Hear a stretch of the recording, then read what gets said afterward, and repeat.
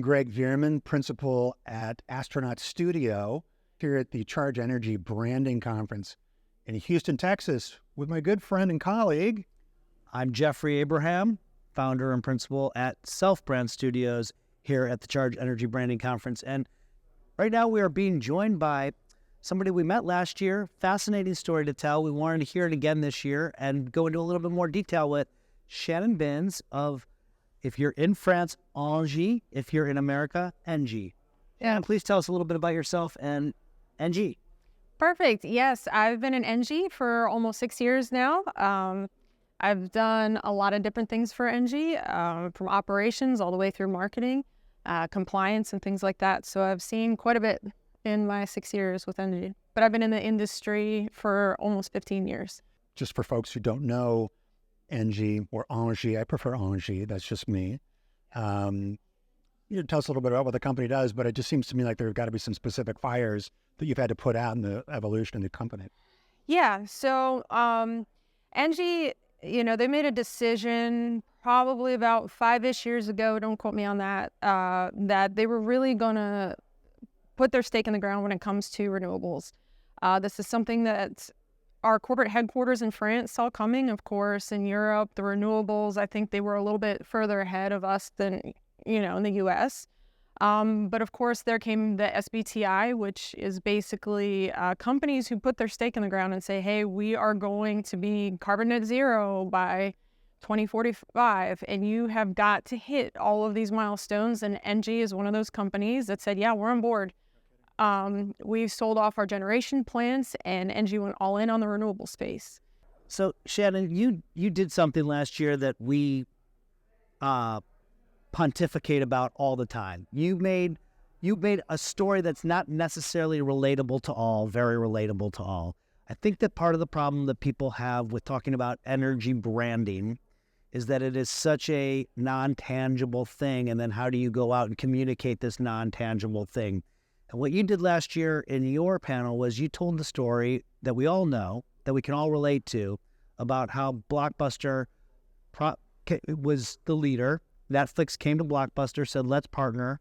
Blockbuster said, no thanks, we don't need you. And what do we have today? We have Netflix. We don't have any Blockbuster. Okay, famous story. How does that apply to the energy sector? And I mean, I kind of already know, but I want to hear how you make that connection. And then what's the answer? How do energy companies not be the next Blockbuster? Right. I mean, I think that's a great question. I think it should be something on the minds of everybody within our industry. I mean, our grid cannot sustain at the growth rate we are going to, so we're going to have to do something.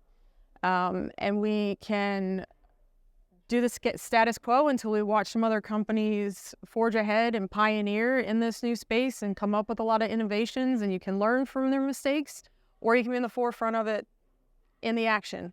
And so that's definitely, there's a lot dependent on those decisions, of course, how big of a company, how deep your pockets are, and how bold are you, And so I think, one of the things for our company is that we see it, we know it's coming. So let's get on the forefront. Let's see how we can do it. We're going to make mistakes along the way. But, I think there's a lot to be said for wanting to be one of the first. We're hearing a common theme today, Greg. It sounds like we all need to start being more proactive and less reactive. Would you say that Texas has a unique sort of profile when it comes to cultivating and adopting and engaging engagement between energy companies and consumers? Oh, yeah, absolutely. The Texas market, you have to choose a supplier. You can't be with the utility unless you're in, a co-op. So the majority of the customers in Texas have to choose a supplier, whether you're residential all the way up to LCI, which is huge. Now, there are some other states where they're allowing C&I customers to do that. So that's Illinois. But that's the only other state that's half done that. We have the ability here in ERCOT to shut people's power off if they don't pay their bills. No other state deregulated state in the country does that. So we are definitely 10 years ahead of a lot of the other deregulated markets here in Texas. Well, and what's the population? What kind of customer base are we talking about? You're talking about millions of people Yes. who have to be engaged. Yeah. Why charge? Why charge energy branding? What do you like about this particular conference? How does it differ? I do attend a lot of different conferences. The one thing that I really like about Charge is that they bring in really interesting topics and not necessarily specific to us as retailers. Like this morning, we had someone from ERCOT up there. And last year we had someone from Ukraine come in and talk. And so we've got people from the UK coming in and telling us what's going on in the UK. So there's a lot of diversity.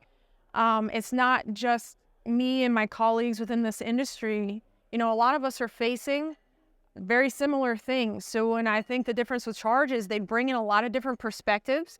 I think they bring in companies that have synchronicity with us, when we talk about EVs and things like that. Yes, of course, reps, we're not selling EVs, or charging stations, but, they're related and they're just as interested in helping the grid as we are. So I think it makes it a lot more rich to come to this conference. I want to hear Greg's last question, but I think you really nailed it.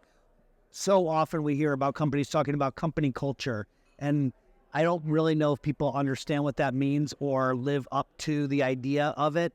And the fact that you touched on that, to me, is so integral to the brand, that you get the brand from the culture. So if that is truly how ENGIE's going about it, then it seems like it's ripe for all the good things that we want to come your way. But Greg? Well, to give you the last word on this, I just wonder, when I think of ENGIE, I think about wind. But I know that when it comes to a renewable portfolio, there's a lot more to it than just that. But can you just give us a snapshot from your point of view about the state of the renewable energy generation, marketplace? Where are we today? Where do we think we're going to get? What will we be talking about next year? Yeah, there's a lot. So we do have an entire section, boots on the ground that are out there building the wind farms, the solar panels, the battery storage. So, we do have that part of ENGIE that works construction workers, safety first.